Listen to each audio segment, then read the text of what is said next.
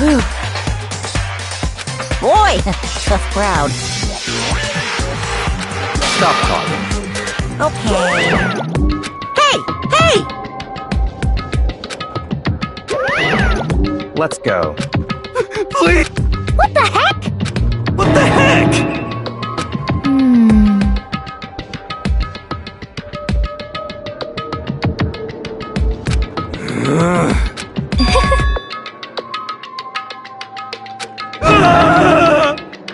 Hey. That's right.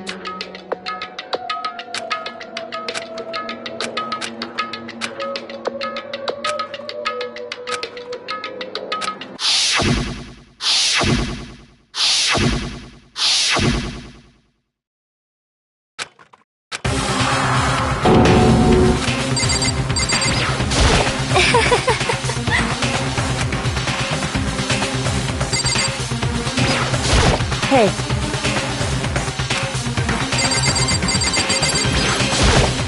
Yes.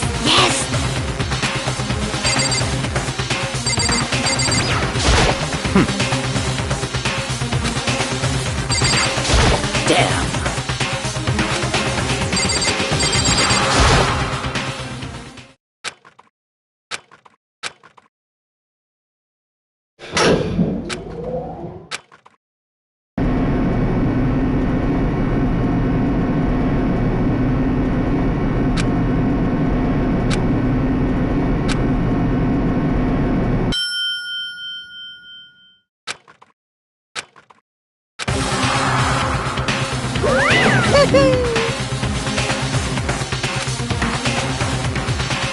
Just the worst.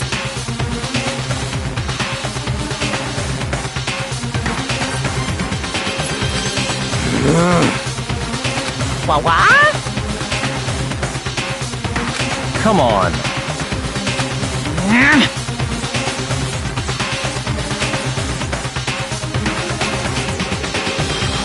Yahoo!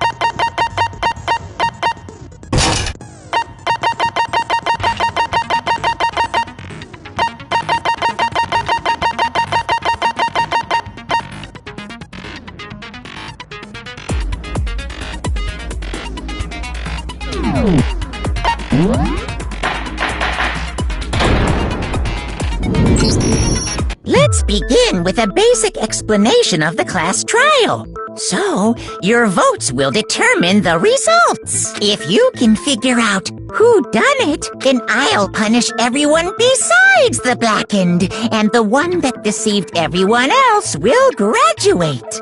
Now then, to begin with... We already know who did it! Was that? It was Hiro. He does not have an alibi for when the murders took place, and we found him in that suit. Don't try and deny it! You killed them! I didn't! Someone knocked me out! I was asleep the whole time! I don't know anything about it! Shut your murdering mouth, murderer! Who are you calling a murderer? I am sorry to say, Hiro, but we do have evidence.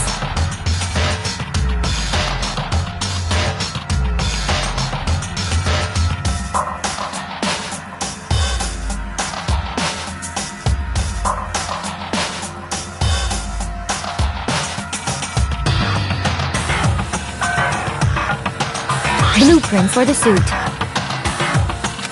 Parts we assume were used to build it, and all of it was found in your room. You have to admit, the evidence is quite compelling. It points to you as having created the suit and wearing it while committing crime after crime. How many times do I have to tell you? I don't know. I don't know.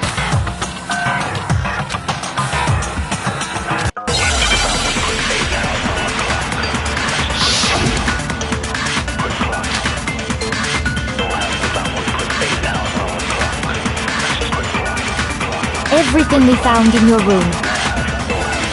The blueprints, the suit parts, they are all proof enough that you are the culprit. I don't know anything about that stuff. It's not true. It's a conspiracy. Hero, why? Why did you kill them? No! Just hold on a second.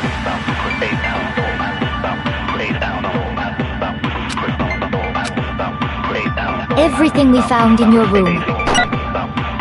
The blueprints, the suit parts, they are... No, that's wrong!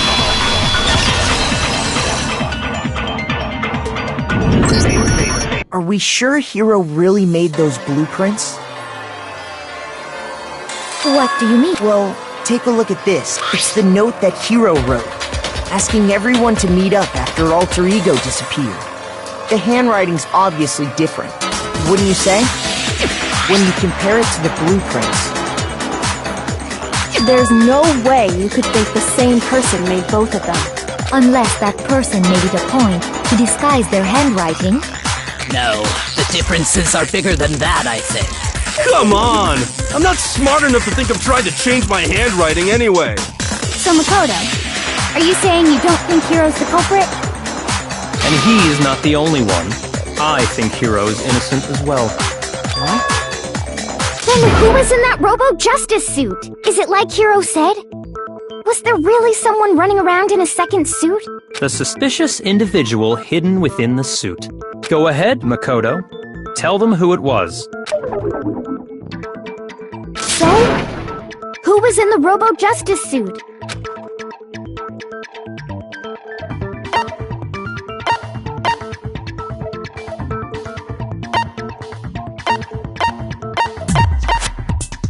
I got it! Other than Hero, I can't think of anyone else it could have been. Obviously, he was the one in that particular suit, and we never found any kind of second suit. Then there can be no doubt. Hiro is the prime suspect. That doesn't make any sense! You just said Hiro didn't do it! It makes perfect sense. Hiro was the suspicious individual in the suit, but he... So what you're saying is... That's right. The culprit in this case has nothing to do with being in the Robo-Justice suit. What? Now that's a bold assumption!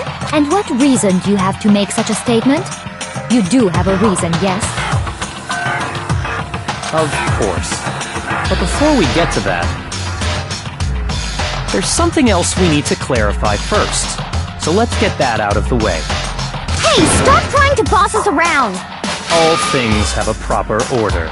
So what is it? What needs to be clarified? We must clarify the method of transportation for Taka's lifeless body. It would seem that his corpse was moved using certain particular items. Makoto, can you tell us what they were?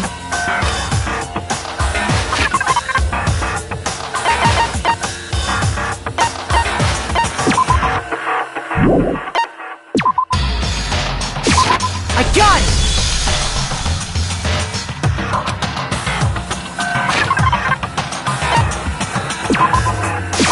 I got it!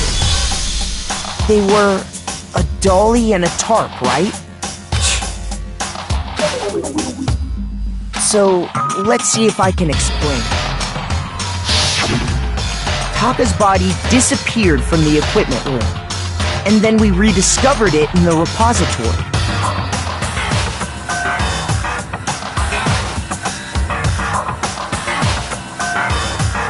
And when we found it for the second time, it was wrapped in a blue tarp.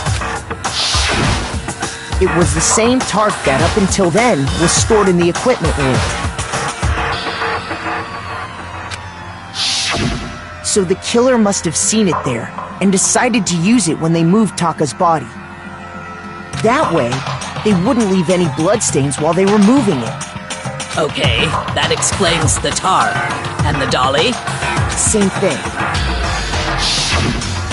I'm sure the dolly was in the equipment room when we first found Taka's body there. But when the body disappeared, so did the dolly. Later, when Taka's body reappeared in the repository, so did the dolly. In other words, you think they used the dolly to move the body, am I right? But are you sure you are not mistaken? Huh? Are you absolutely positive the dolly was in the equipment room when we found Taka's body? That dolly was made specifically for moving large objects between the repository and the art room. It would be very strange indeed to discover it had made its way to the equipment room. Is it not possible that it was in the repository all along, and you simply didn't realize it? She's raised an objection. How do you respond? There is no shame in being wrong.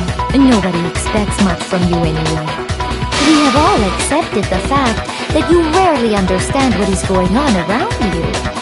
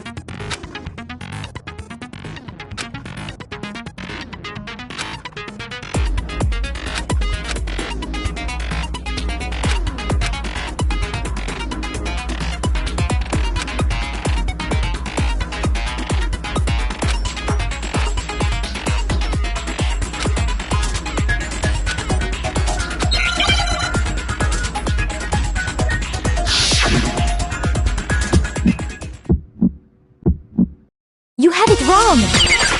I cannot agree! You are a fool! So pathetic! Lies will get you nowhere! Do your worst! Away with you! You miserable wretch! I cannot agree! You are a fool! Lies will get you nowhere! Do your worst! You miserable wretch! You have it wrong! I cannot agree! You are a fool! So pathetic! Lies will get you nowhere! Do your worst! Away with you! You miserable wretch! I cannot agree! You are a fool! Lies will get you nowhere! Do your worst! You miserable wretch! You miserable wretch! You have it wrong! I cannot agree! You are a fool! So pathetic!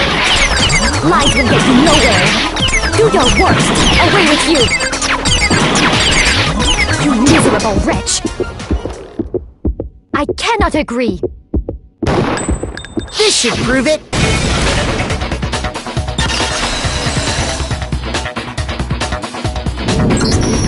If you're asking for proof that the dolly moved, I have it right here. When I found the dolly in the repository, one of the wheels had a blood stain on it. There was a pool of blood in the equipment room with a tire mark in it that matched the dolly wheel's tread. The killer probably rolled the dolly through the blood on accident as they wheeled the body out of the room. And as the blood dried on the tire, they moved the body into the repository. So there's my proof that the dolly was used to move Taka's body.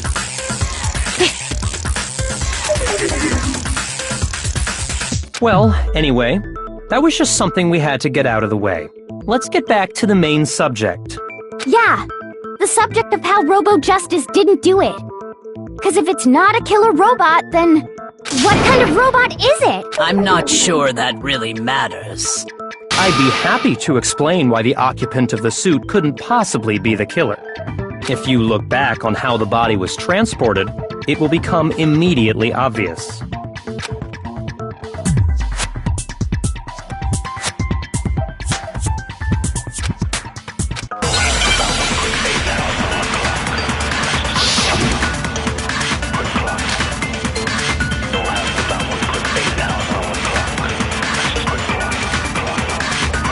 As we know, Taka was killed in the equipment room.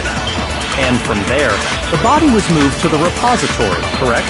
Yeah, the culprit wrapped the body in the tarp, then loaded it onto the dolly and wheeled it off, right? Now, keep in mind that the dolly doesn't have a handle. Well, yeah, but even without a handle, all you'd have to do is bend over. No, it's wrong!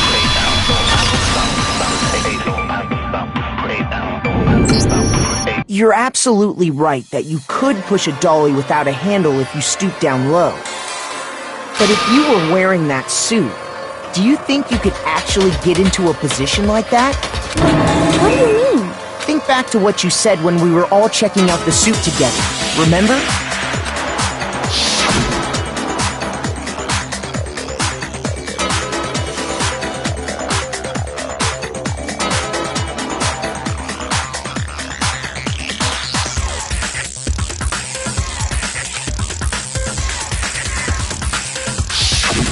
When you're in that suit, not only can you not see your feet, but you can't even bend at the waist. Am I right about that? Now that you mention it, yeah. It seems like it'd be awfully hard to push that dolly if you couldn't bend over. Well, what's to stop you from simply pushing the dolly with your feet? When you can't even see your feet? You really think someone could kick the dolly all that way? Yeah, it'd be totally impossible. Not that I can say for sure myself. On top of that, if you were wearing such a rigid, cumbersome suit, it's very unlikely you would have the dexterity to go about wrapping the body in a tarp. Well, I mean, isn't that just a matter of taking off the suit when you're ready to move the body?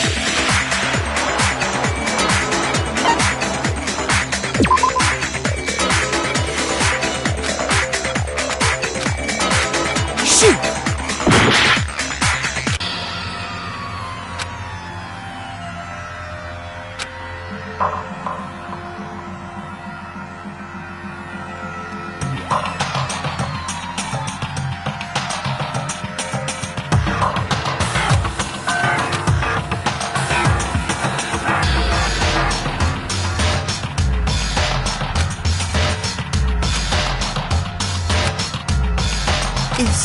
Is this... I refuse to give up yet!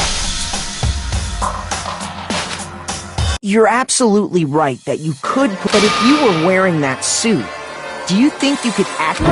What do you mean? Think back to what you said when we were all checking out the suit together. Remember?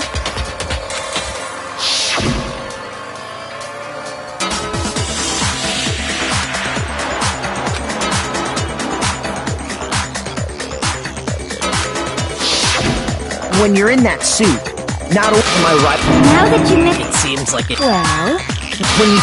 On top of that, if you were... It's very unlikely you would have... Well, I mean...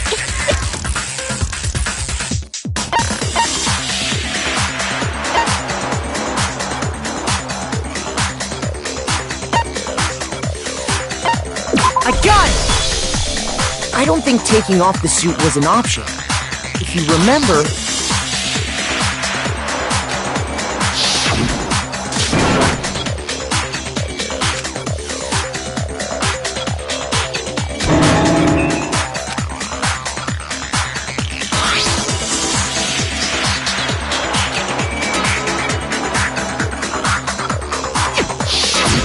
That's true. It seems impossible to put the suit on or take it off without help. Then, you really can't take it off by yourself? Hero wasn't just making it up? Of course I wasn't making it up.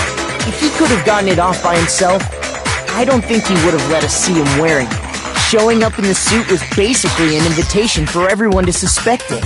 Yeah, that's right. So, it's really, really true that Robo-Justice couldn't have moved the dolly?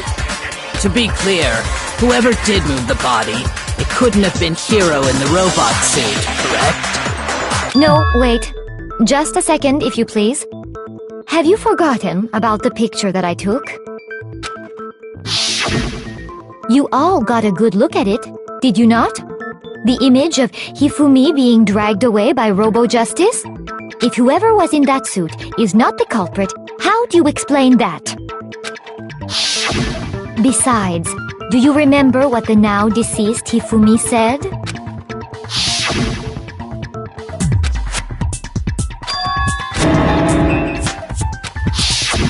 So long as those facts exist, the proper conclusion is beyond question. The individual inside the suit and the culprit are one and the same. It was... Yeah, that's gotta be right. Hold on a second!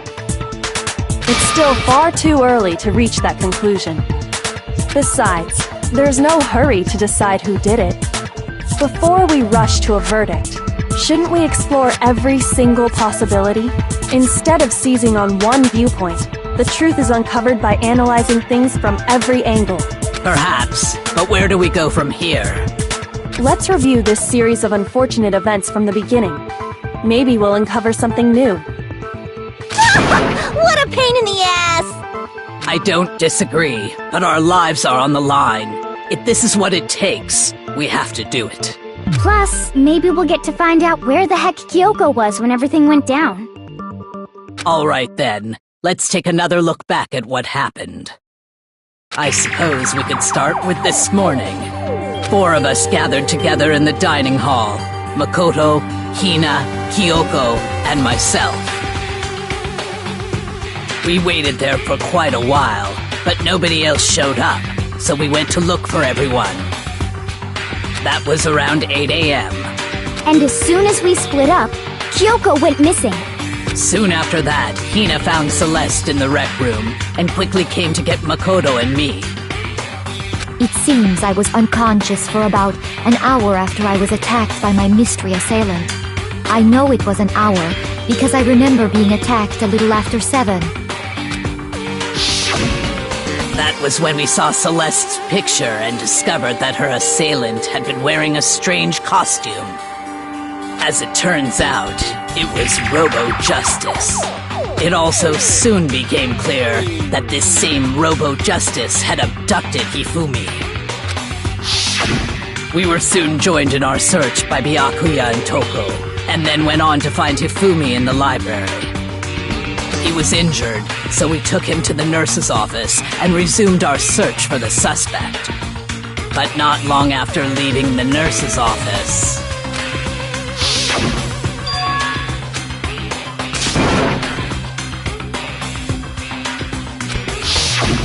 When Celeste told us that, we decided to split up and search the 2nd floor. And soon after that, I saw someone moving around on the 3rd floor, and I yelled out to everyone as soon as I did.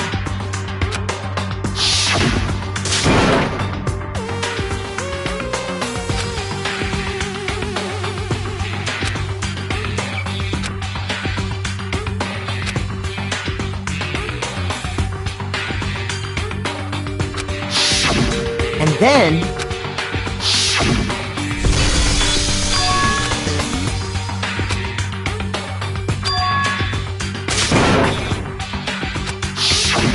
At that point, we decided to divide up into 2 groups. Celeste, Hina, and I went back to the nurse's office, while Sakura, Byakuya, and Toko chased after the suspect. When we got back to the nurse's office, we found Hifumi, dead. And that's when we heard the body discovery announcement.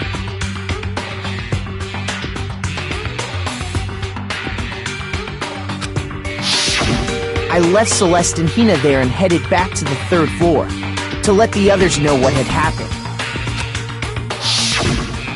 Meanwhile, we had just discovered Taka's body in the equipment room. We must have found both bodies at almost exactly the same time, because we heard the same announcement not long after we discovered his body.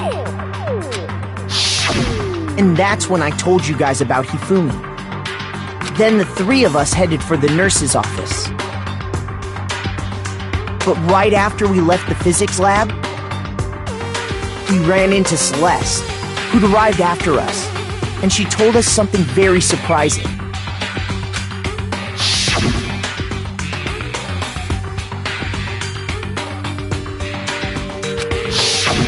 We rushed back to the nurse's office and saw that she was right. Then we remembered we'd left Toko passed out in the equipment room, so we hurried back again.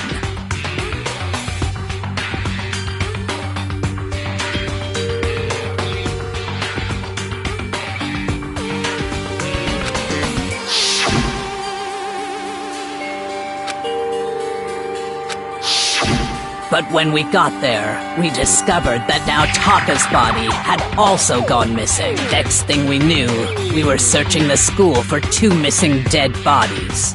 And after some time, Celeste informed us that she'd found the bodies, and we all headed to the repository, which is where we rediscovered the corpses.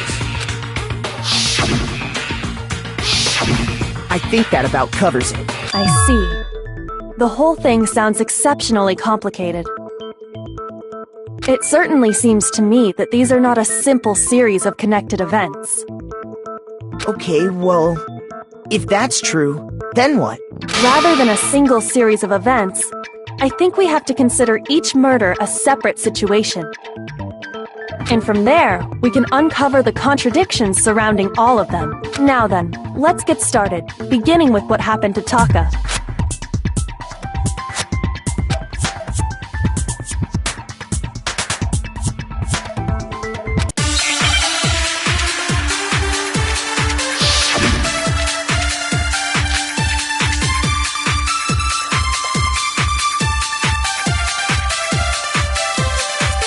So, regarding Taka's death, I wonder if he died before Hifumi, or perhaps it was after? We already know what order they were killed in. Taka came last. what makes you say that? Because of the numbering of the Justice Hammers. It's true that Hifumi was killed with Justice Hammer 3, while Taka's death came from a swing of Justice Hammer 4. See? So it's obvious Taka came after.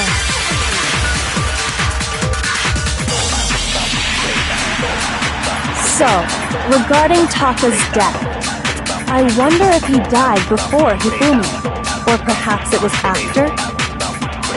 We already know what order they were killed in. Taka came last. What makes you say that? Because of the numbering of the Justice Hammers. It's true that Hifumi was killed with Justice Hammer 3, while Taka's death came from a swing of Justice Hammer 4. See? So it's obvious Taka came after. So, regarding Taka's death, I wonder if he died before Hifumi, or perhaps it was after? We already know what order they were killed in. Shoot! So, regarding Taka's death, I wonder if he died before Hifumi, or perhaps it was after? We already know what order they were killed in. Taka came last. What makes you say that? Because of the numbering of the Justice Hammers.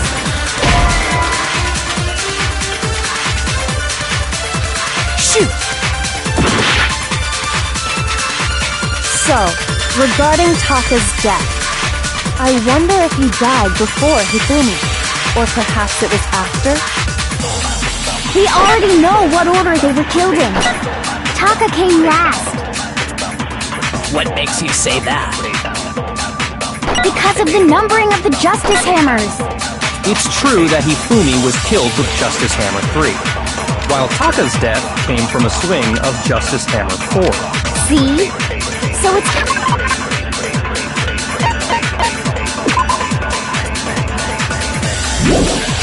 It's obvious Taka came after.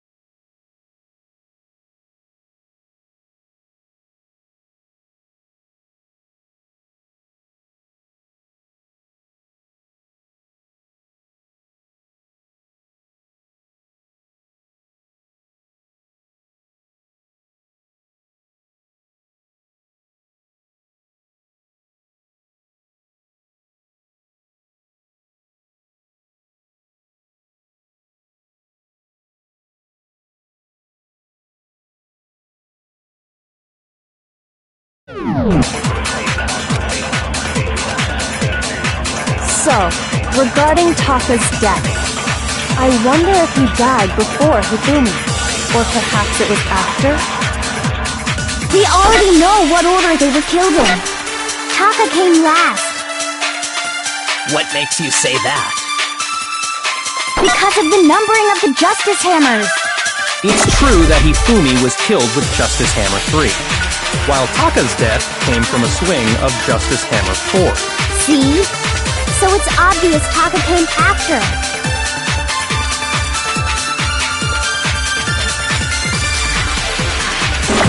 So, regarding Taka's death, I wonder if he died before Hifumi, or perhaps it was after? We already know what order they were killed in. Taka came last. What makes you say that? Because of the numbering of the Justice Hammers. It's true that Hifumi was killed with Justice Hammer 3, while Taka's death came from a swing of Justice Hammer 4. See? So it's obvious Taka came after.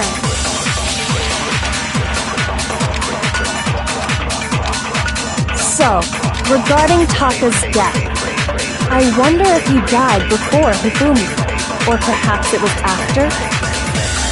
We already know what order they were killed in. Taka came last. What makes you say that? Because of the numbering of the Justice Hammers. It's true that Hifumi was killed with Justice Hammer 3, while Taka's death came from a swing of Justice Hammer 4. See? So it's obvious Taka came after.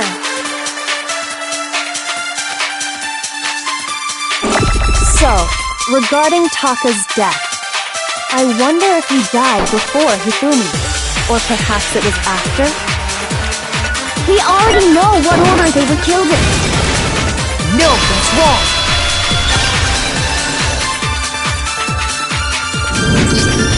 Hold on. There's no reason to assume that the hammers were used in the same order as their numbers. If anything, that's just another way the killer tried to disguise their actions. So you're saying the culprit wanted us to think the hammers were used in order, but in reality Taka was killed before Hifumi? Okay then, let's see the proof.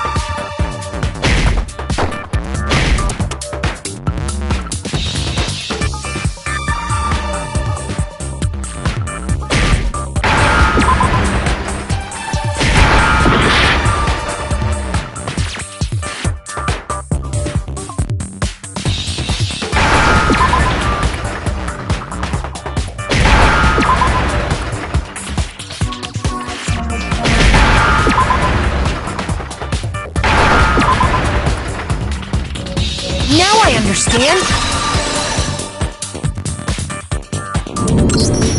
I got it! Taka's wristwatch! See?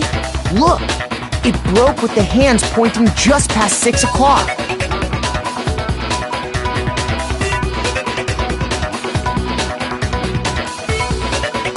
It must have gotten broken when he was attacked by the killer.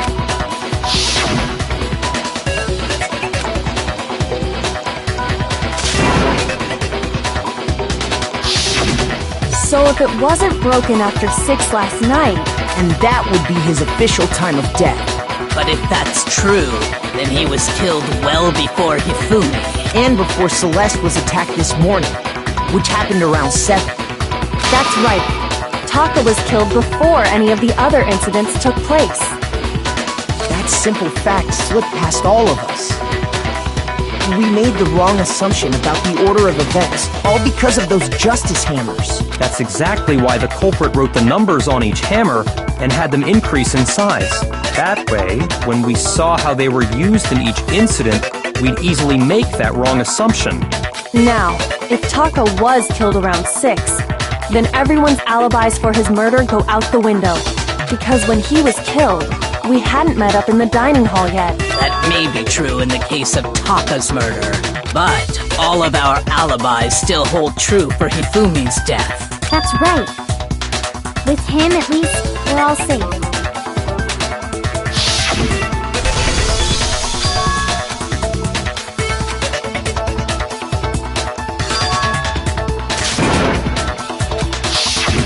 When we heard Hifumi screaming, we were all together. Except for Hiro and Kyoko. Then we all ran down to the nurse's office, and that's where we found his body. That's totally true! We're all in the clear! Oh, I know! They must have recorded him screaming on a tape or something, then played it later on! If that's true, where's the tape? I don't know. Don't just go making stuff up! Anyway, we all have rock-solid alibis for when we heard Hifumi scream. Since all of us were there together, clearly none of us could have killed him. And it does not stop there. There was also the moment when we discovered his body had disappeared. When his body vanished from the nurse's office, Hina and I were in the bathroom together, while everyone else was in the equipment room, correct? And then there's the disappearance of Taka's body from the equipment room. At that time, we were all gathered together in the nurse's office because of Hifumi going missing. Well, don't forget, I was passed out in the equipment room the whole time.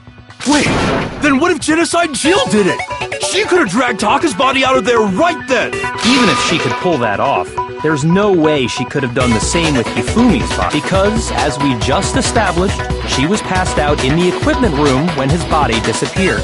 Besides, I didn't do either of them anyway. In other words, it is impossible that any of us could have killed Hifumi or moved either of their bodies. On the other hand, Hiro and Kyoko had disappeared, so they most certainly could have done those things. So what now, Kyoko? For now, we can't get fixated on who did it, or we'll just keep going around in circles. So instead of who, I propose we start talking about how. In particular, I think we need to figure out how Hifumi's body got moved. That's true. We searched everywhere, but we couldn't figure out how to explain his body disappearing. And according to what Celeste said,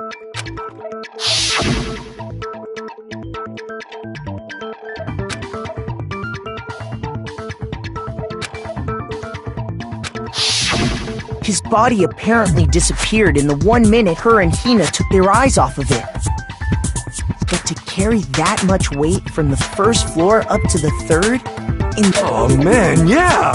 There's no way! It'd be impossible! Well, what if I told you there was a way to make the impossible possible? What? How? If the dead body were to move itself. The dead body moved on its own? No! Not another... ghost! I don't think it has anything to do with the occult. I think what she's implying is we thought Hifumi was dead, but perhaps in reality he was still alive. He was... alive? Are you saying Hifumi wasn't carried out of the nurse's office, but simply walked out on his own? But I mean, we found his body. He was dead. Perhaps he was simply playing dead. That it isn't possible.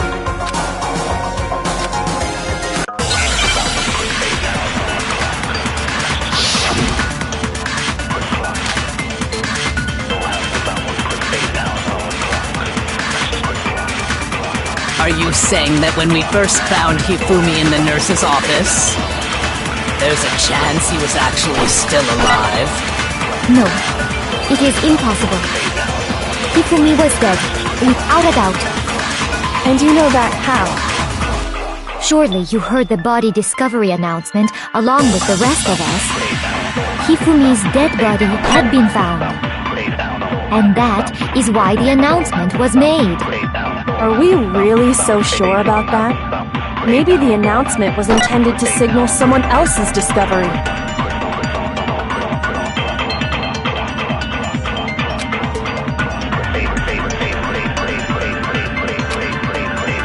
Are you saying that when we first found Hifumi in the nurse's office, there's a chance he was actually still alive? No, it is impossible. Hifumi was dead, without a doubt. And you know that how? Surely you heard the body discovery announcement along with the rest of us. Hifumi's dead body had been found. And that is why the announcement was made. Are we really so sure about that? Maybe the announcement was intended to signal someone else's discovery. Are you saying that when we first found Hifumi in the nurse's office, there's a chance he was actually still alive? No, it is impossible. Hifumi was dead, without a doubt. And you know that how? Surely you heard the body discovery announcement along with the rest of us. Hifumi's dead body had been found. And that is why the announcement was made. Are we really so sure about that? Maybe the announcement was intended to signal someone else's discovery.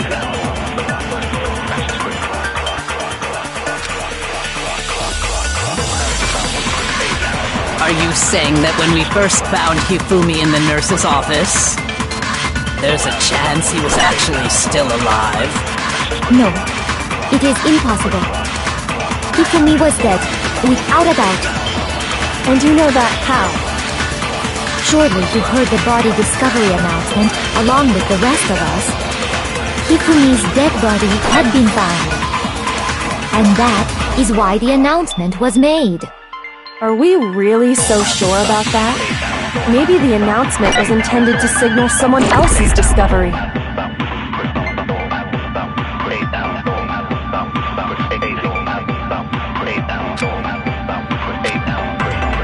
Are you saying that when we first found Hifumi in the nurse's office, there's a chance he was actually still alive?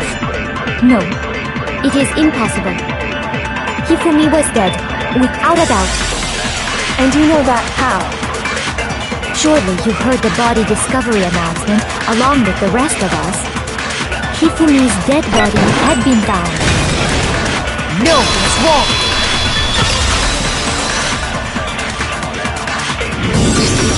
Was the body discovery announcement that was made really intended for Hifumi? Of course it was.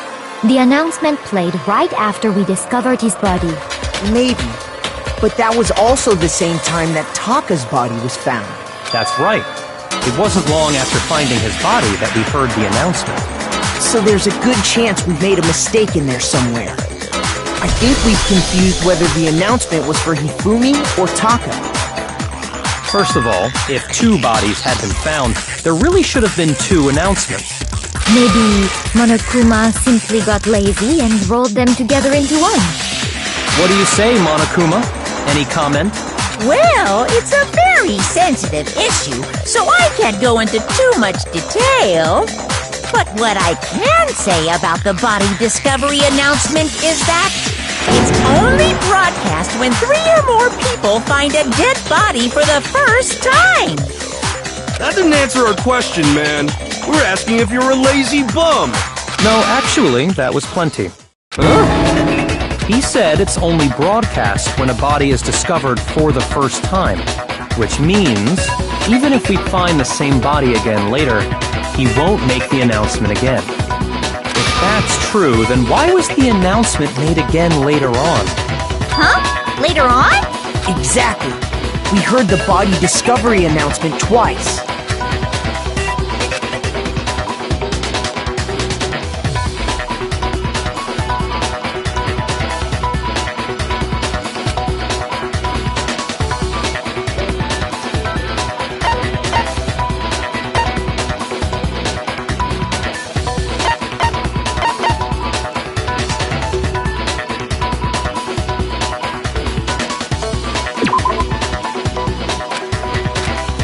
Shoot!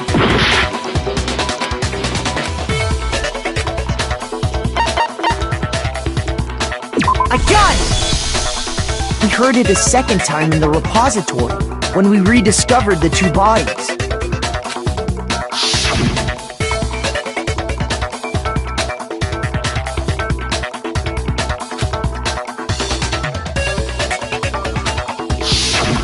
It didn't seem weird at the time, but it contradicts what Monokuma just told us, doesn't it? Exactly. If we were actually rediscovering both bodies, the announcement shouldn't have played. And in reality, when the two dead bodies were rediscovered, one of them was actually being discovered for the first time. So, when we found Hifumi the first time in the nurse's office, he wasn't actually dead yet. Meaning, he wasn't actually found dead until we came upon him in the repository. And that's just part of it.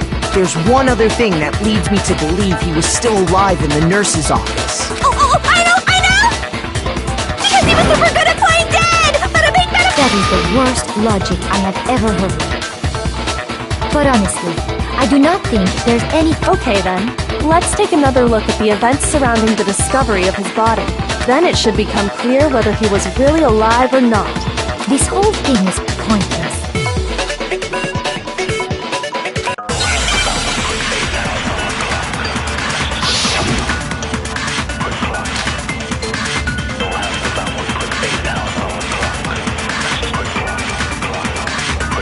Well, here's one thing we do know. The first time we found Hifumi's body was in the nurse's office. And then, while me and Celeste were in the bathroom, his body disappeared! And the next time we saw his body, it was in the repository. But when you compare his body before being moved and his body after being moved, other than the change in how it was positioned, there was no notable difference. Then, was he really still alive? Of course not. It is impossible. This is ridiculous.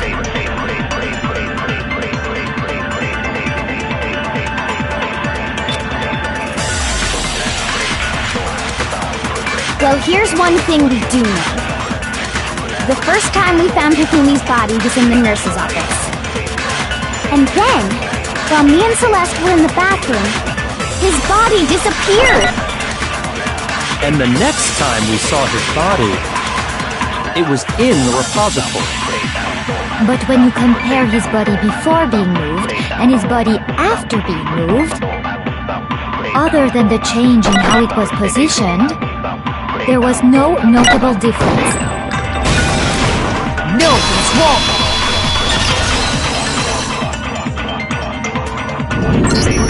In fact, there was one clear difference between Hifumi in the nurse's office and the repository. His glasses.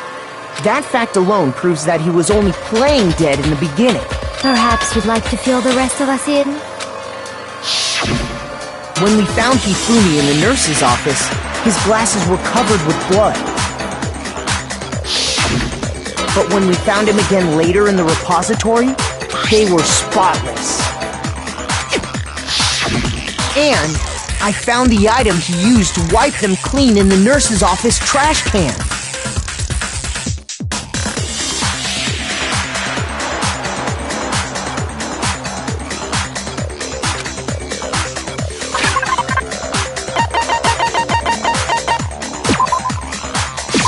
I got it!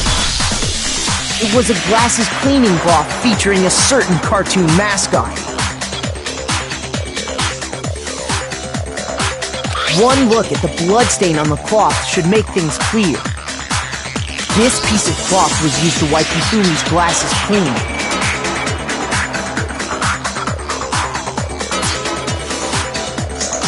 And the mascot on the cloth is the same one that's on the digital camera, right? And whose digital camera was it? Hifumi's, of course. The character was Princess Piggles. From Demon Angel Pretty Pudgy Princess, I think. I highly doubt anyone but Hifumi would have brought something like this to school. I I see your point.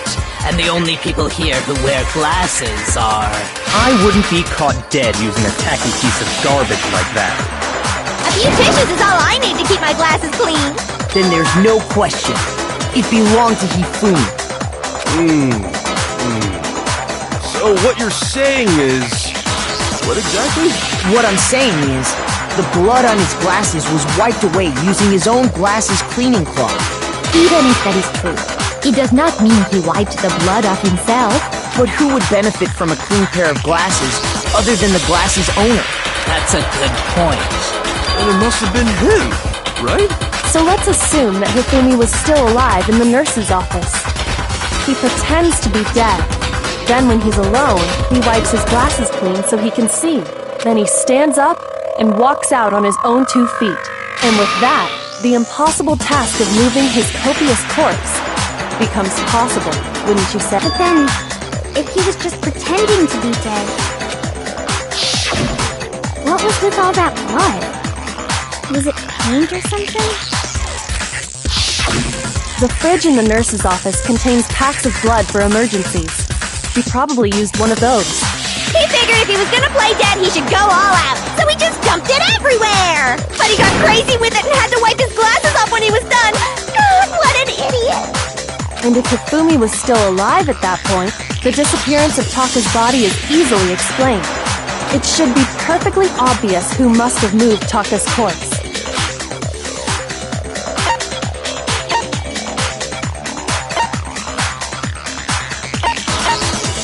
I got it! It could only have been Hifumi. While we were all gathered in the nurse's office, he went to the equipment room and took Taka's body. That also explains how the door to the repository got locked. The door was locked? Well, after the bodies disappeared, we all went looking for them, right? So me and Sakura headed for but when we got there, the door was locked. And the repository door can only be locked from the inside. Which means, when Hina and Sakura got to the repository, someone was already inside. And it could only have been Hifumi, who just finished stashing Taka's body there. He convinced us all he was dead, and when he saw his chance, he dragged Taka's body to the repository. So, Hifumi wasn't just another victim in this case. He was one of the assailants. But that means he took part in the murders. I just can't believe it. If you're having trouble, would you like me to show you one more piece of evidence?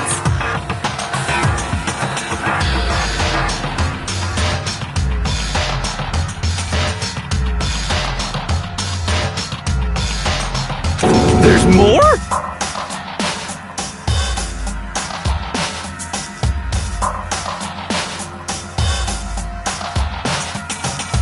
Oh, absolutely. The single biggest fact pointing to his involvement has yet to be revealed. You know what I'm talking about, right, Makoto? The item he took off of Taka's lifeless body?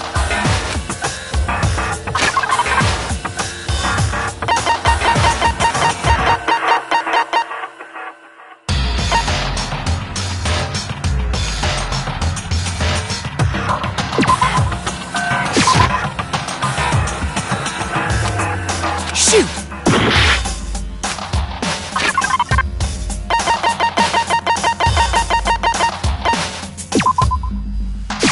I got it!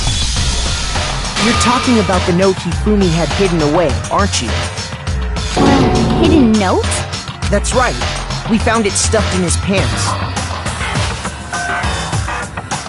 What? In his pants? Yes. Okay, well, forget about the pants for now. Take a look at what the note says.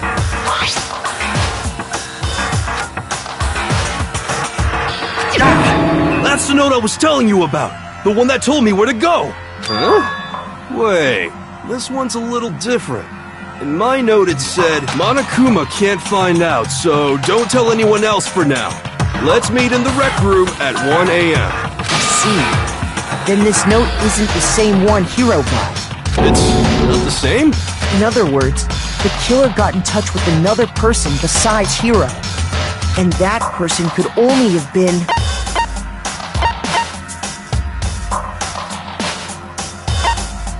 I got it! That's right! Taka! The killer used this note to draw out Taka and murder him. Hello? Over here! Objection! Objection! I don't really understand what's going on, but Hifumi had that letter, right? So whoever wrote it wasn't drawing out TikTok, they were drawing out Huffy! Just to be clear, TikTok is Taka and Huffy is Hifumi, right? Ugh! Yes! Why must you ruin it every time?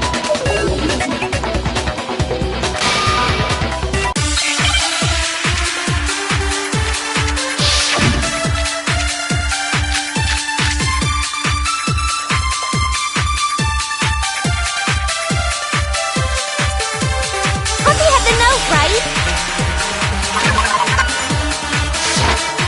Then the person it was intended for must have been Huffy! But remember what the note said. What time did it say to meet? 6 a.m., I believe. The time doesn't matter! The note has nothing to do with TikTok! No, that's wrong!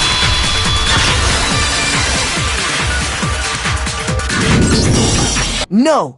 There absolutely is a connection. What the hell are you talking about? The note said to meet at 6 a.m., which is the same time Taka was murdered. We've already proven that using his wristwatch. But there's more.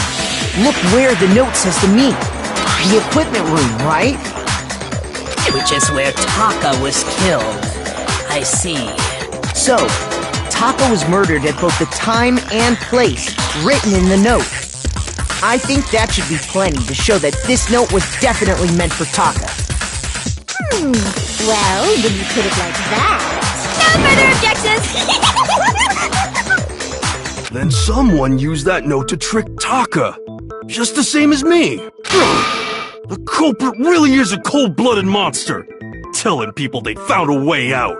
But if they gave the note to Taka, what was Hifumi doing with it? Stuffed down his pants, no less! Most likely, Hifumi stole it off Taka's corpse after he died.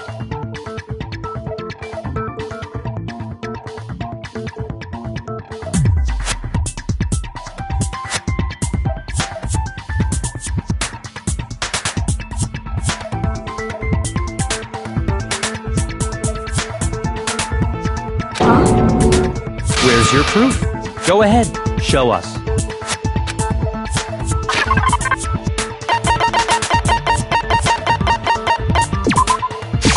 I got it! When I searched Taka's body, I saw that his lifeless hand was gripping a small scrap of paper. If I'm right about this, the sheet of paper this piece came from is... I knew it! It fits perfectly with the note we found hidden on Hifumi. Then Taka's scrap and Hifumi's note. Yup, they're from the same piece of paper. Hifumi had the note meant for Taka, while Taka's corpse still grasped a small piece of that note. There's only one way to explain it. Taka died clutching the note. Hifumi tried to free the note from his death grip, leaving behind only one small scrap. Did I get all that right? That means Hifumi knew the note was important. Exactly. Which proves that he was an accomplice in the murder. Whoa. Yeah. After seeing all this, Hifumi was super involved in this whole thing for sure. In fact, he was behind the whole thing. In fact, he's still alive! Sorry, no. When we found him in the repository, Hifumi was truly and completely dead. The second body discovery announcement proves that. So then, who killed Hifumi? Whoever did is the mastermind, the true killer. He was killed in the repository, so he must have been killed not long after transporting Taka's body. So, he must have been killed after Taka's body vanished. But During that time, we'd all split up and were searching for Taka's missing body. In other words, during that time, none of us have alibis. Wait, but me and Sakura were together. Stop trying to steal the spotlight, you stupid walrus! Who are you calling a walrus? Anyway, when they were killed bothers me too. But there's And what might that be? the weapon they used to kill Hifumi! The weapon? Yeah, because I mean, according to the way Taka and Hifumi were killed was almost the same, with them having similar fractures and all.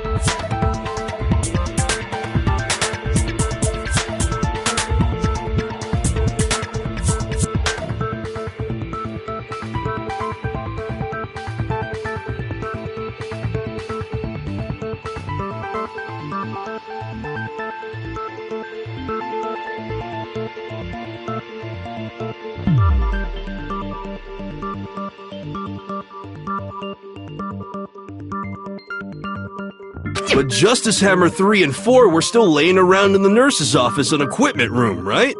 So if Hifumi was killed in the repository, the culprit would have had to grab one of the hammers, kill Hifumi, then put the hammer back where they found it. But wouldn't that be seriously risky for him? I'm surprised. It seems there's some semblance of a brain knocking around that skull of yours after all. Hell yeah! It's packed in there good and tight. He's right, though. I don't understand it either. The Monokuma file makes it clear that they were killed using similar instruments. But if the hammers were already laying around those other rooms... So the question is, how could the culprit have gotten their hands on either of the hammers? Personally, I haven't a clue. So which hammer was used to attack Celeste? Those were accounted for in other rooms too. And I don't think either one is big enough to kill someone. Then... Is it not possible they used a different weapon? I don't think it is possible.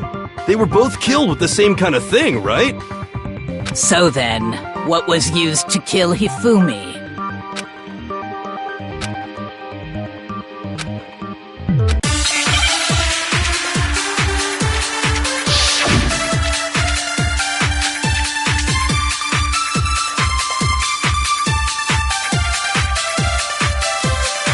What was used to kill Hifumi? Was it Justice Hammer 3? Maybe Justice Hammer 4? Well, whatever it was, there's one thing we have to figure out. How was the culprit able to move around so freely with the weapon? How did nobody witness them carrying it? Sounds like a Justice Hammer 5 is about to make its appearance! Shoot! What was used to kill Hifumi? Was it Justice Hammer 3? Maybe Justice Hammer 4?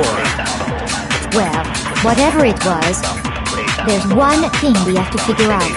How was the culprit able to move around so freely with the weapon? How did nobody witness them carrying it? Sounds like a Justice Hammer 5 is about to make its appearance! Check out murdergear.com/hammertime for more info! Well, one thing seems pretty clear. The murder weapon had to be one of the Justice Hammers! No, that's wrong!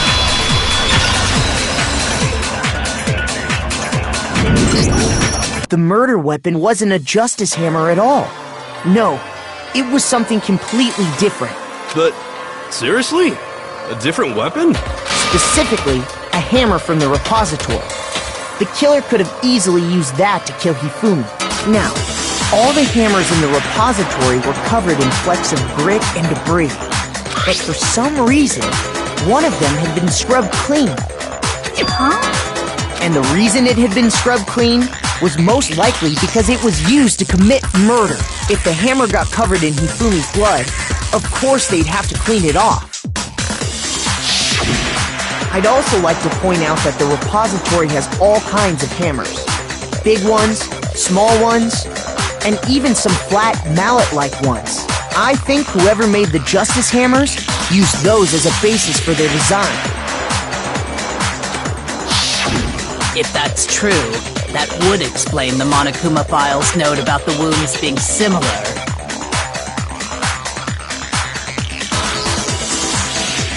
So Hifumi moved Taka's body to the repository, where someone then used a hammer to kill him. Whoever did that is the true killer. The one who... Hold on a moment. I still think it's strange to assume someone was working together with him.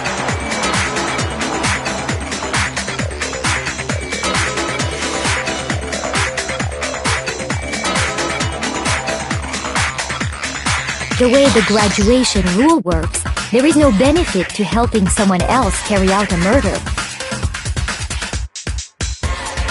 So the idea that anyone would work together like that is simply ludicrous. We talked about this, did we not?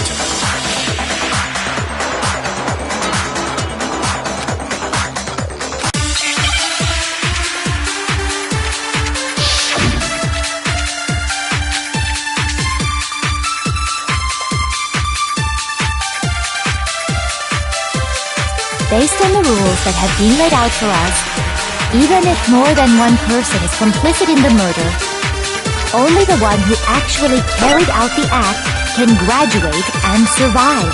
Assuming the rule holds true, it is simply impossible that two people work together on this. That is how the rule was explained to us. But that only really applies if there's one murder, right? In this case, however, there were two murders.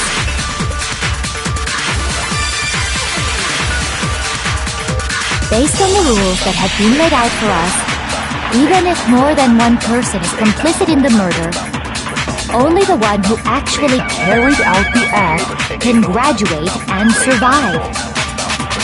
Assuming the rule holds true, it is simply impossible that two people work together on this. That is how the rule was explained to us. But that only really applies if there's one murder, right?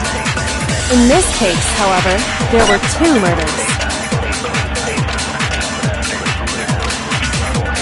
Based on the rules that have been laid out for us, even if more than one person is complicit in the murder, only the one who actually carried out the act can graduate and survive. Assuming the rule holds true, it is simply impossible that two people work together on this. That is how the rule was explained to us. But that only really applies if there's one murder, right? In this case, however, there were two murders. Based on the rules that have been laid out for us, even if more than one person is complicit in the murder, only the one who actually carried out the act can graduate and survive. Assuming the rule holds true. No, that's wrong!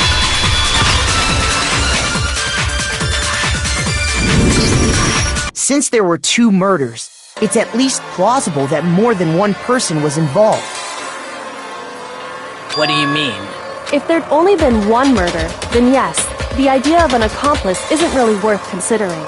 Naturally, if only one person can be saved per murder, an accomplice has no risk versus reward benefit. Risk versus reward benefit? The payoff for working together. The reward that balances out the risk of taking part in a scheme. There's no point in being someone's accomplice if there's no benefit to you. However, if there were some potential mutual reward for the risk, then cooperation becomes possible.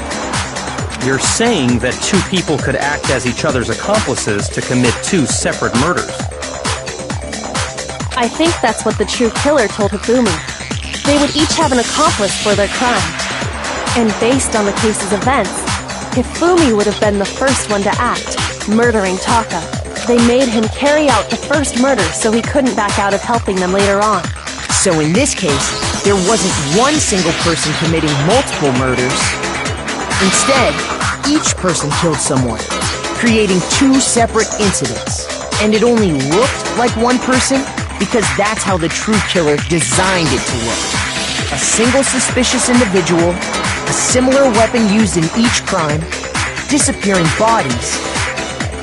By creating one seamless set of circumstances, they made it look like one person was behind it all. The mastermind picked their target and managed to convince him to go along with their plan. And then, to avoid the no accomplices rule, they simply killed their accomplice. Which, if true, means that betraying Hifumi was part of the plan from the very beginning. That's just awful! How could anyone be so cruel? You think so? I can't help but admire its cunning. Still, their choice of accomplice seems odd.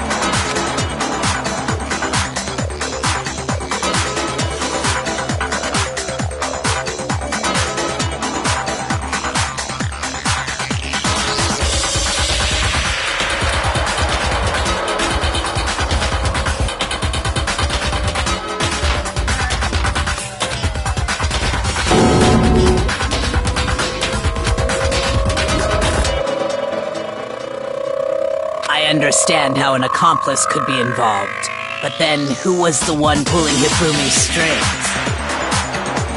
That's problem numero uno right now!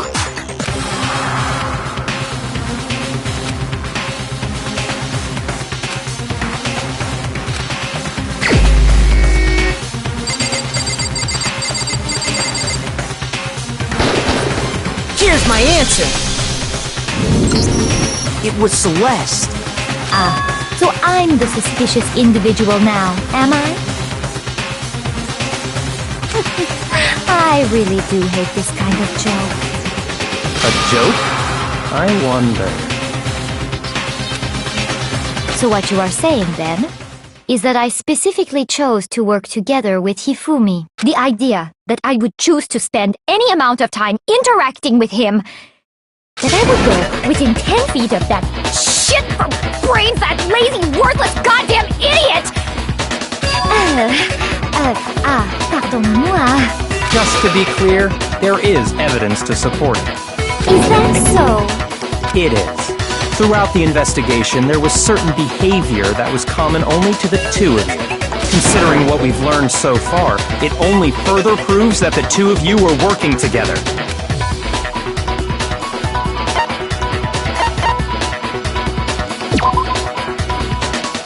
Shoot! I got it! The behavior they had in common has to do with the suspicious individual in the suit. The only ones who ever actually saw Robo-Justice firsthand were Celeste and Hifumi. Shush, the adults are talking now. Sorry. As he said, only Celeste and Hifumi ever laid eyes on the costumed individual.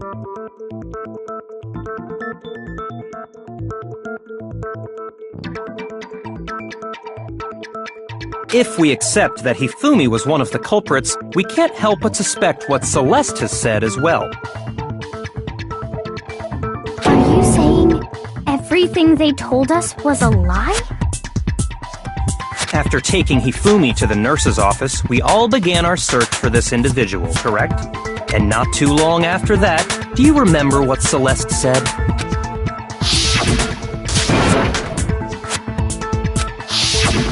We headed to the second floor specifically because of what she claimed to have seen. Next, to draw us all to the physics lab up on the third floor, She let out a blood-curdling scream. and when we'd all come to see what was wrong, what was it she said?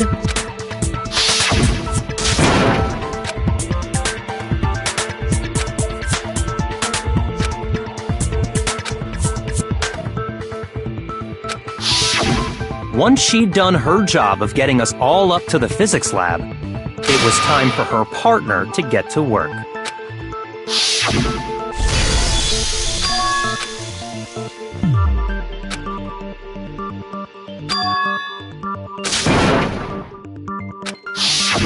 It was to get us to divide into two groups.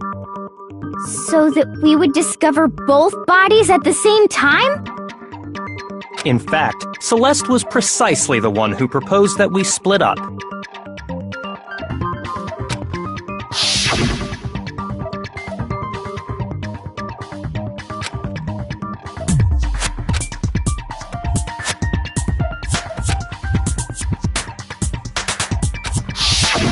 Well, if Celeste and Hifumi were working together, all those chance events suddenly become connected.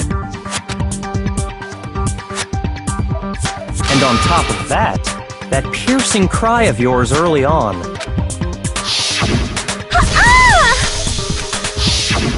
That was to signal Hifumi, wasn't it? It was your way of telling him, we're on the 3rd floor, everything's going according to plan.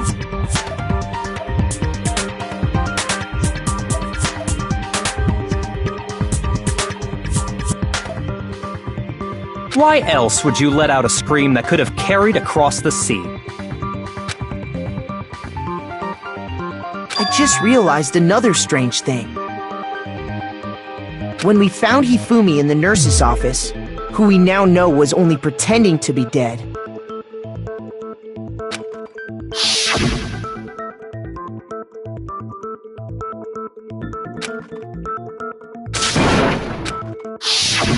Celeste, you were the first one to say he'd been murdered. You wanted to make sure we wouldn't have any doubt in our minds. I don't believe it! Everything, the whole thing was one big act! Hina, you were with Celeste when Hifumi's body disappeared, right?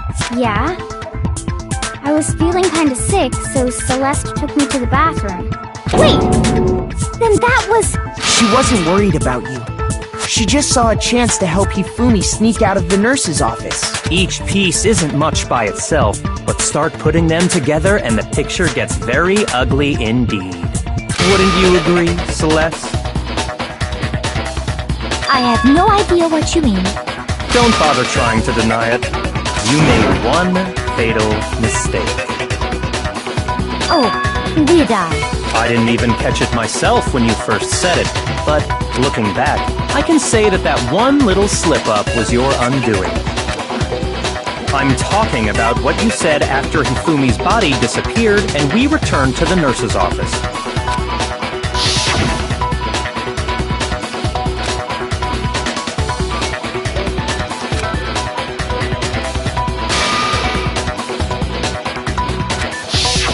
I remember her saying that too, but I don't understand what's so strange about it.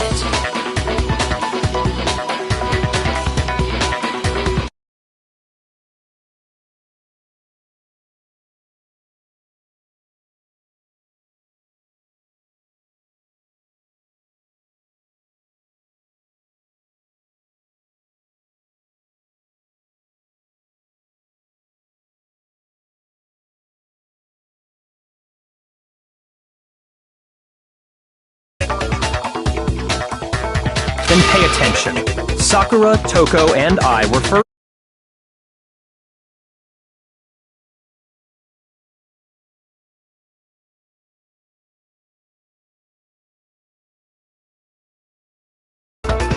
Then Makoto showed up and told us Hifumi had been killed. So Sakura and I left with Makoto. Once we were in the hall, we ran into Celeste, and the 4 of us headed to the nurse's office. Now, the entire time we were together, none of us said anything about Taka being dead. Think about it. Celeste's comment doesn't make sense. It was completely out of place. Yeah, I see what you're talking about. Although I don't really get what it... You hear that, Celeste? Everyone's having some trouble understanding. Could you repeat what you said? If you're really not the culprit, you shouldn't have any problem repeating it, right?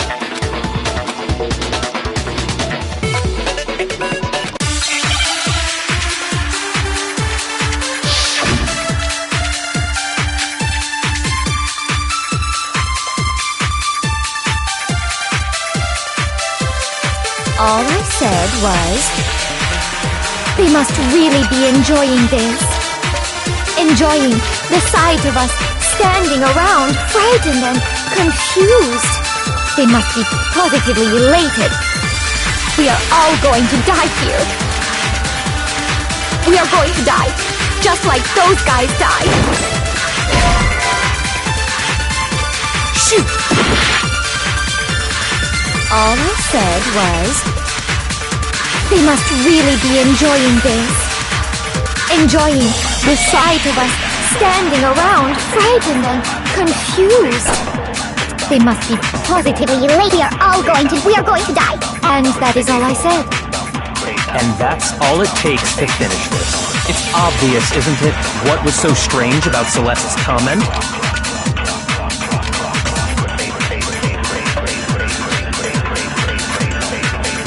All I said was, they must really be enjoying the sight of us standing around, frightened and confused. They must be positively elated. We are all going to die here. We are going to die, just like those guys died. Shoot!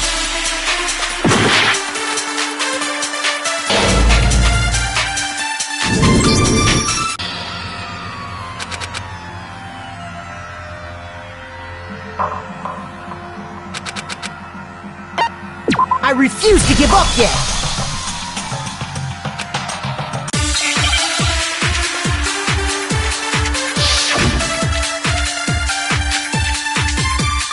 All I said, they must really enjoying the sight of us. They must be. We are all going to die here. We are going to die, just like those guys died. And that is all. And that's all it takes. What was so strange about Celeste's comment? All I said was, they must really be enjoying the sight of us standing around, frightened and. They must be positively. We are all going to die here. We are going to die, just like those. No, that's wrong!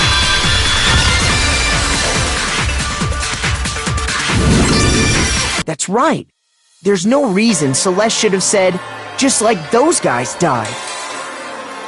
When she said that, none of us had told her Taka was dead. Exactly. And we didn't run into her until after we were all out in the hall. So there was never any chance for her to have seen. So how did you know, Celeste? How did you know more than one person had been killed? And how did you know they were both guys? Because Kyoko had also disappeared, right? So she could have been dead too. You all have such vivid imaginations. You know that? Imaginations? You claim that I was lying when I told you about the suspicious person I saw. Then what about the picture I took? How do you explain this picture of the costumed villain dragging Hifumi away? It has to be some kind of setup, right? So let's put the suit on. And then she used the camera's timer to... Have you so quickly forgotten? You are the only one who could have possibly fit into that suit. Plus, I happen to know that this particular camera does not have a timer. In other words, it is an unassailable fact that this is a picture of Hifumi being dragged away. If everything I told you was a lie, how can this picture exist? Simple. Are we sure that's really a picture of the suspect dragging Hifumi away? What could you possibly mean by that? Surely there are other explanations than the one you've offered up. No, there is no other explanation.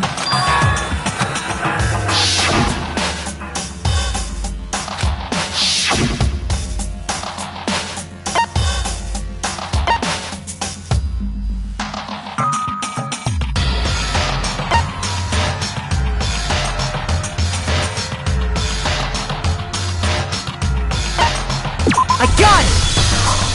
It's not a picture of the suspect dragging Hifumi away.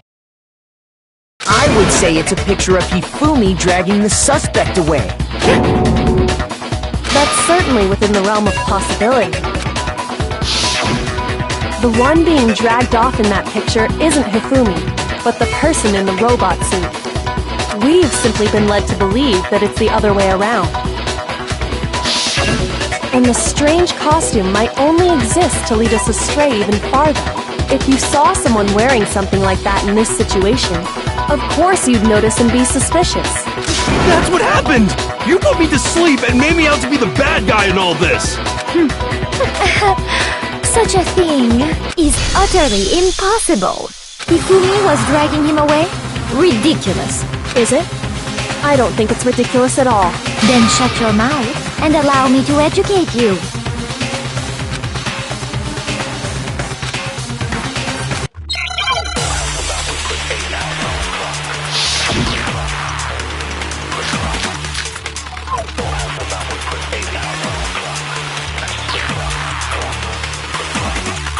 You dressed me up in that suit after I passed out!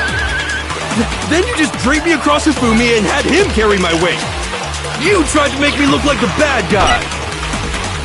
Like I said, ridiculous. As you can see in the picture, the suspect is standing perfectly upright. If the person inside the suit was unconscious, there's no way they could stand up straight like that.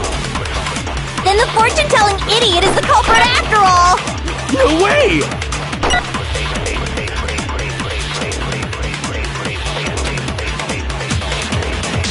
You dressed me up in that suit after I passed out!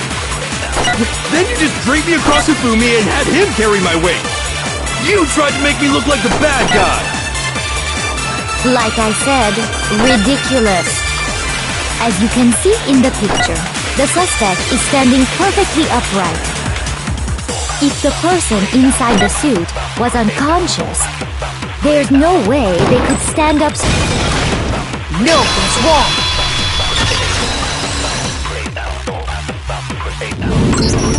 No. Even if the person inside the suit were unconscious, they could still stand up like that, because that Robo-Justice suit had a certain characteristic.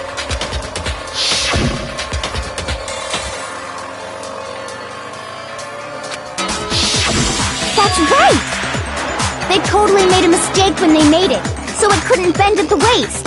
I'm not so sure that was a mistake. I think the suit was designed from the beginning to be used the way it was. Celeste and Hifumi took the suit they'd specially designed and stuffed Hiro into it. That's how they were able to fake that whole thing. The point of it all was to make us believe whoever was in the suit was to blame. Well then, I suppose this is checkmate. Checkmate?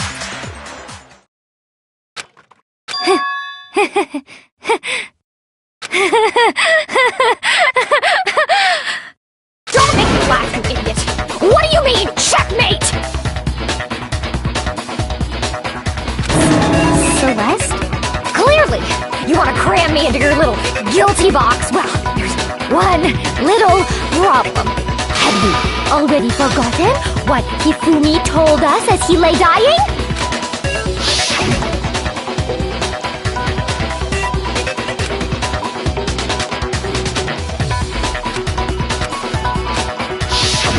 When we asked him who had attacked him, his answer was quite clear, was it not?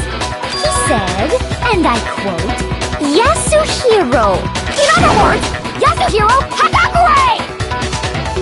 Right! But my name isn't really Yasuhiro! It's actually Taro! Your confusing statements don't make any sense. You're only making things more complicated. He did say Yasuhiro, but are we sure he was really pointing the finger at Hiro? What the hell are you talking about? I'll burn you alive! Kyoko, what do you mean by that? Think back to how Hifumi used to talk to us. How did he refer to each of us?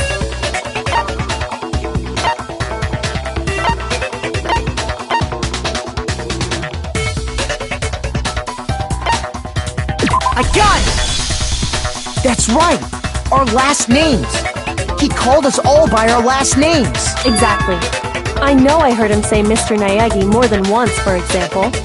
So if Hifumi did mean to say Hiro's name, he would have said his last name, Hagakure.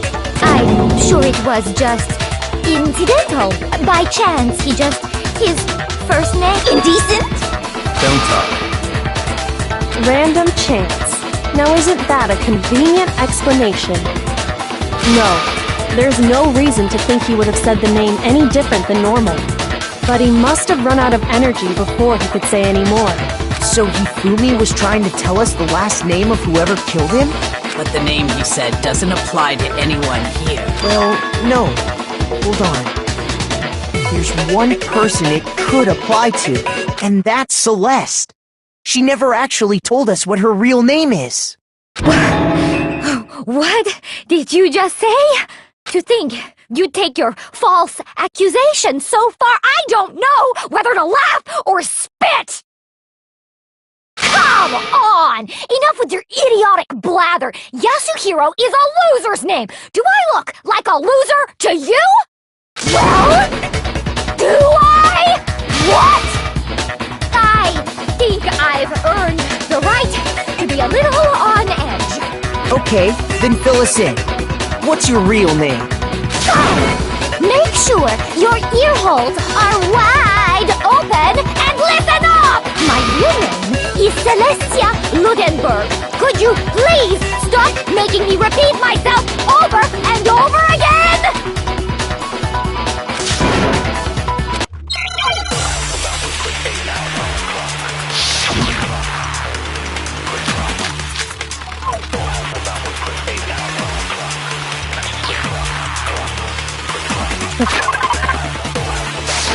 Fumi was trying to tell us something.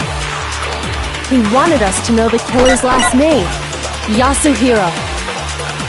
If there's one person here who might have that last name, It would have to be you, Celeste. You haven't told anyone what your real name is. how many times do I have to tell you? My name is... Celestia Ludenberg! God damn it! How long do you plan to go on pretending? I'm not pretending. It's the truth. And since you have no way to contradict me... No, that's wrong!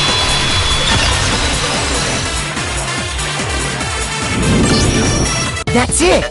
The handbook! What? Anytime you turn your handbook on, it shows the owner's name when it boots up, right? Monokuma told us all about it before.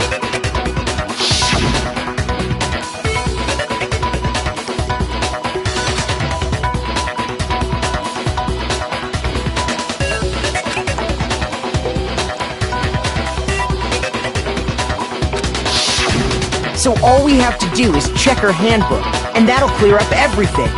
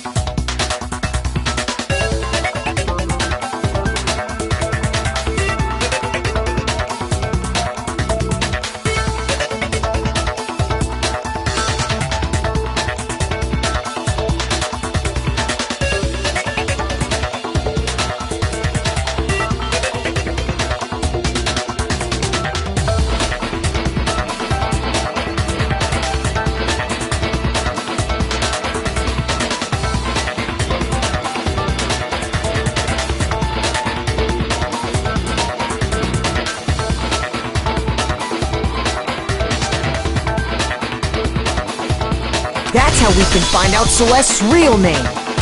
That's an invasion of privacy. I refuse to cooperate. Celeste, can you please just tell us what really happened? Please. Just tell us. Even when I'm put in check, it's just my nature not to give up. Because Because...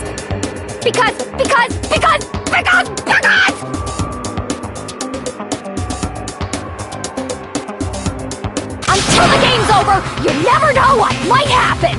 Fine then. Let me settle it. Let me go over the case again, from the beginning, and shed light, and that'll bring everything to an end.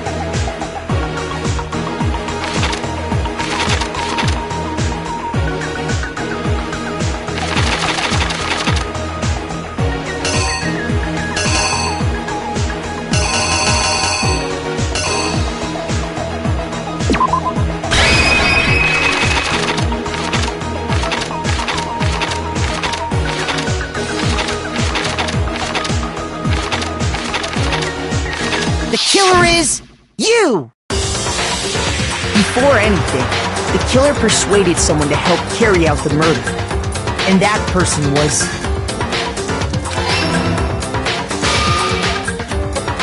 Hifumi.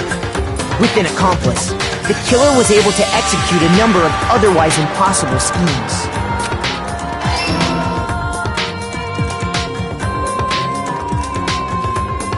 First, they convinced someone to meet them in the rec room last night at 1 in the morning. That someone they met with was Hiro. The murderous duo intended to pass Hiro off as the prime suspect, so when they met up with him, they drugged him, knocked him out, and stuffed him into the Robo-Justice suit.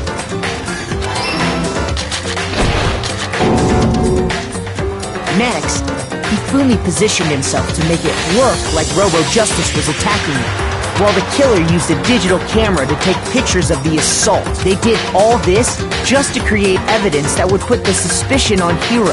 When they were done with him, they shoved him, still unconscious, into the pool room locker. And then finally, at 6 a.m., they moved into the murder phase of their plan. They called Taka to the equipment room.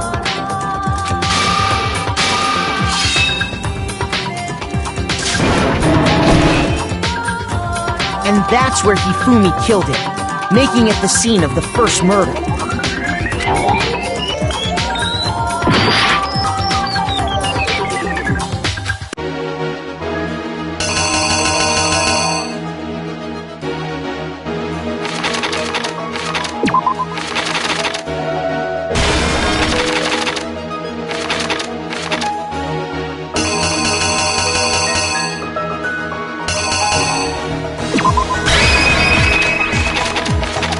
The killer is you!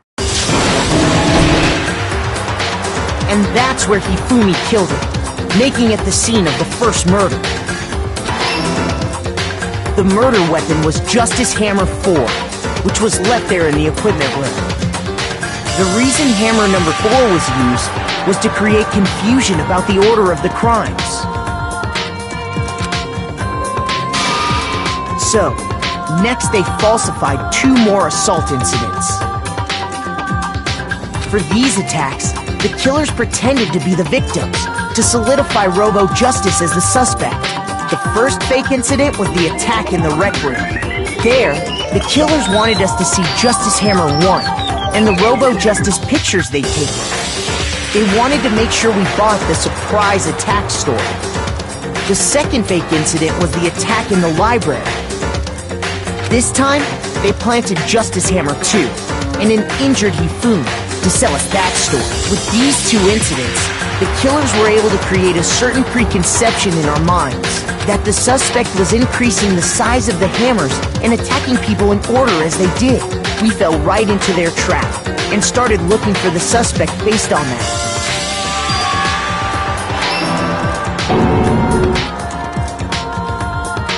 While we did that, we left Hifumi alone in the nurse's office.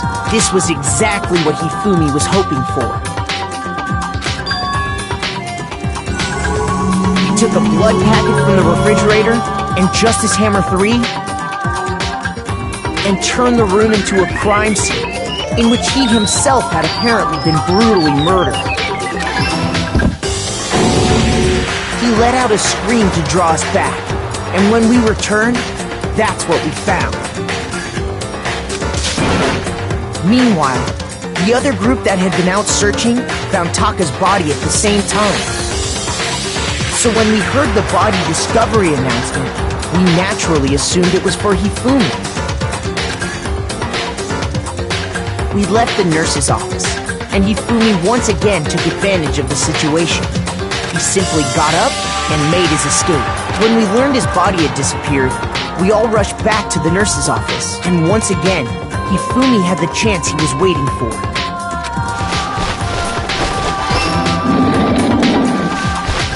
He wrapped Taka's body in a tarp and used the dolly to move it all the way down to the repository. That explains how each of the bodies disappeared. But even Hifumi didn't know what the true killer had in mind for their final act.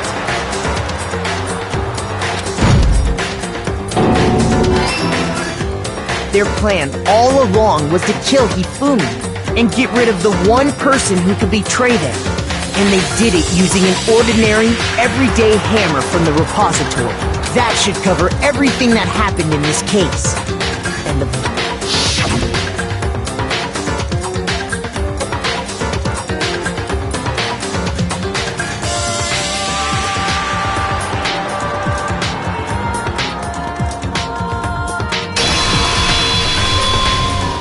Celeste! Sorry, you lose.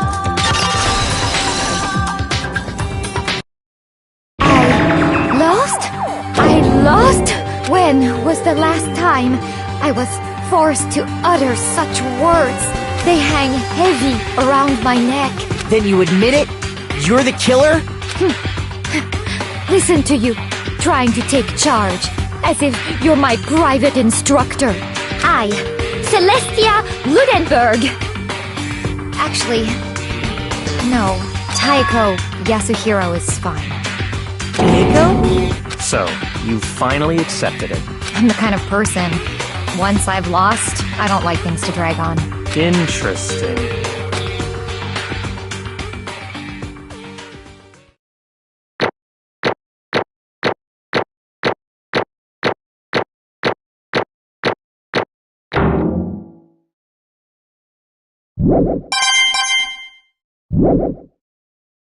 Okay, Monokuma.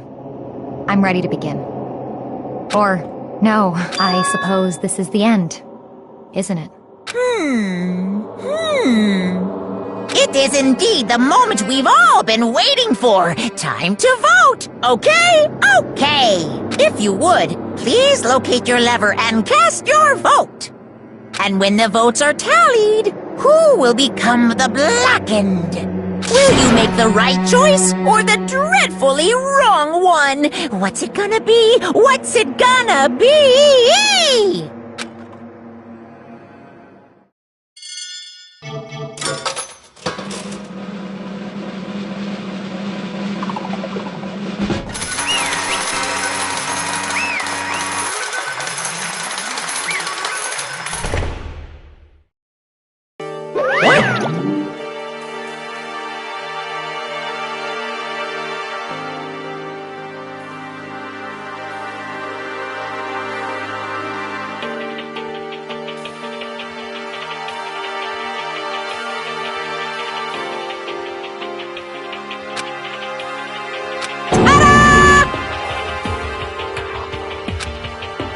Honestly.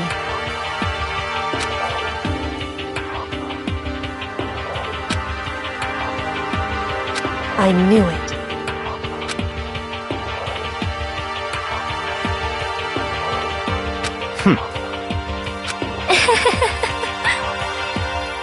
So then...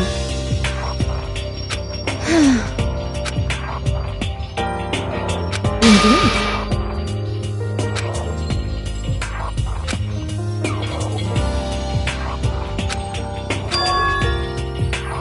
Say what? Just a second.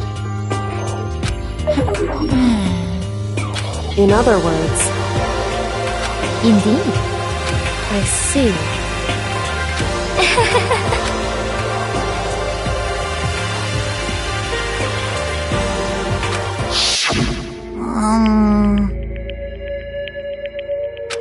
Actually, What? are you okay with this? So then,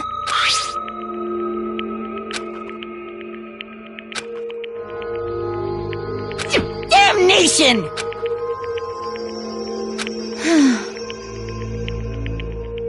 Say what? as for me, Oh, as for me, what? Damnation! Say what?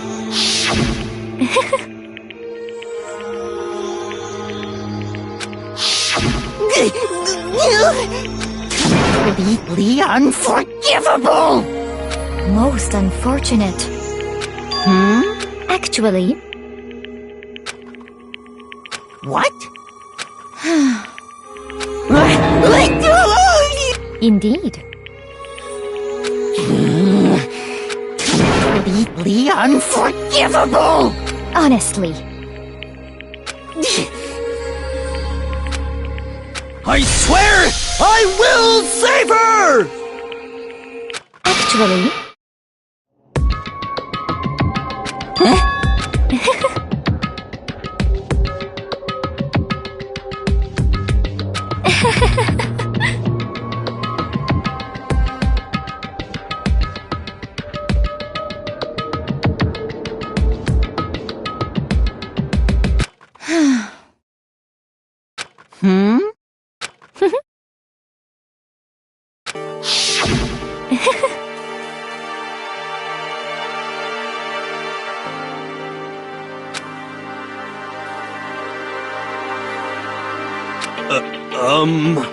I see.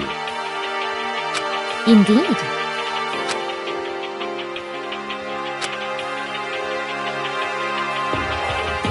But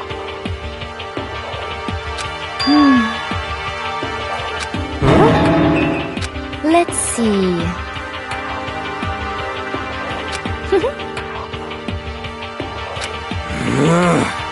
Well,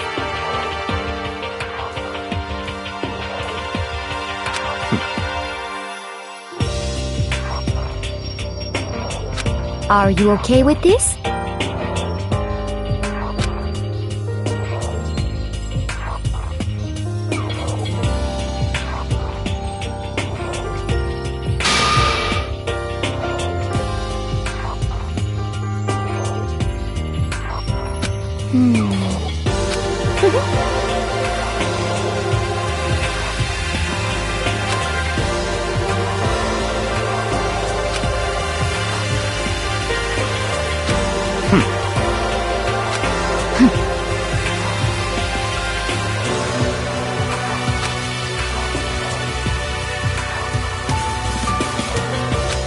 so in the end,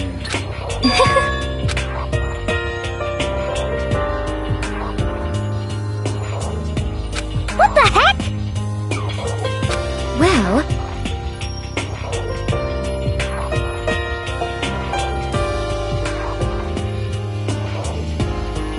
don't be mean! I wonder about that. Why?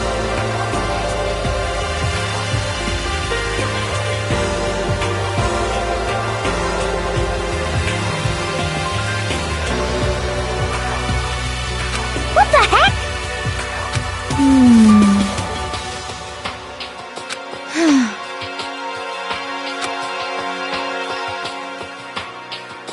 But You little bitch! Hey! You little bitch!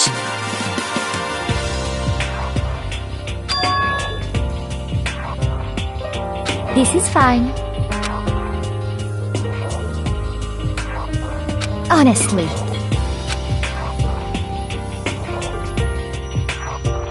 As for me, isn't it wonderful?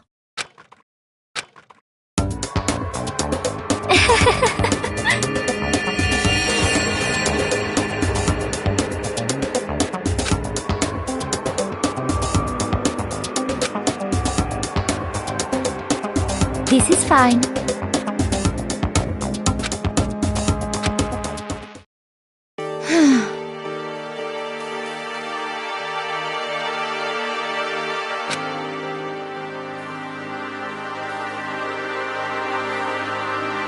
There is nothing to be done. Just the worst. Oh!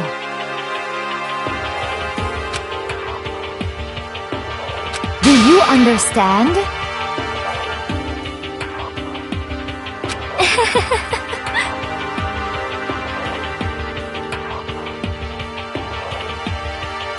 What is this?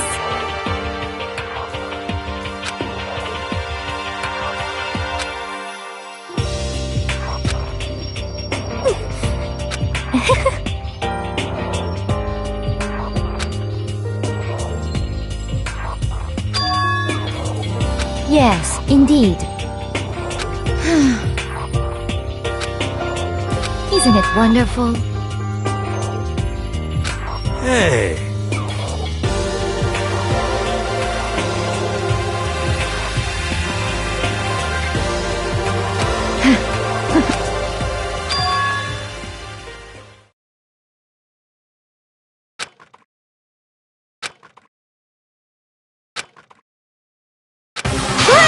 Chills! Kills! Now then, I've prepared a very special punishment! Let's give it everything we've got! It's... I guess I'll let Kyoko hold on to this. What? Will it really give you the hope you're looking for? I can't say I ever saw it that way. Which is why... Actually, it's not important. Well then, take care, everyone. Perhaps we'll meet again, in another life.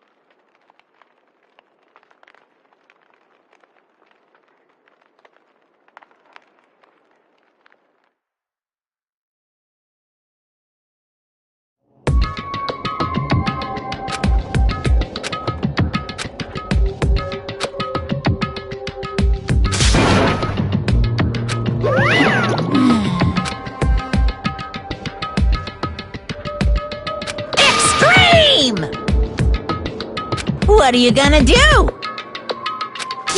Let me out of here! Too bad.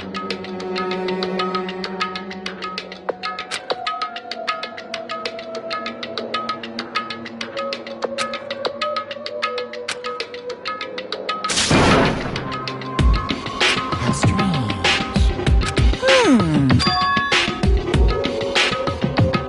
Hey! Hey! Wah-wah? So then, you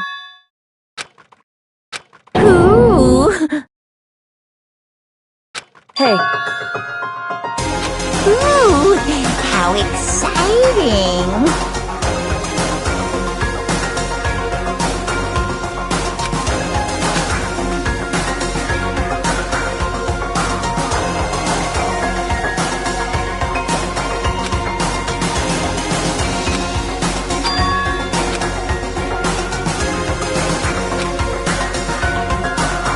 Hello.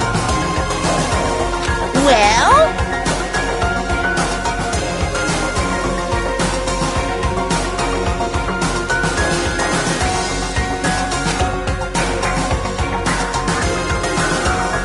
See ya later!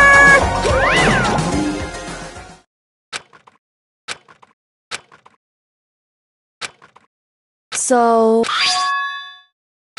Huh?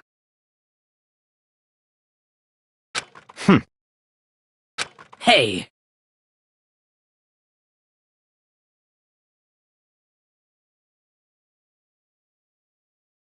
Indeed.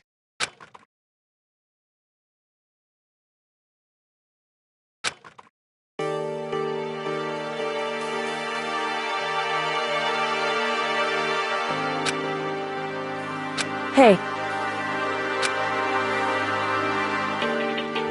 What? so... Come on.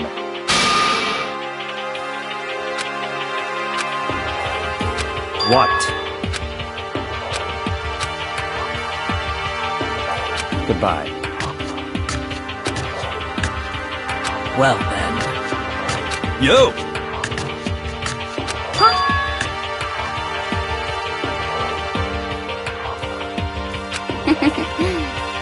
Okay.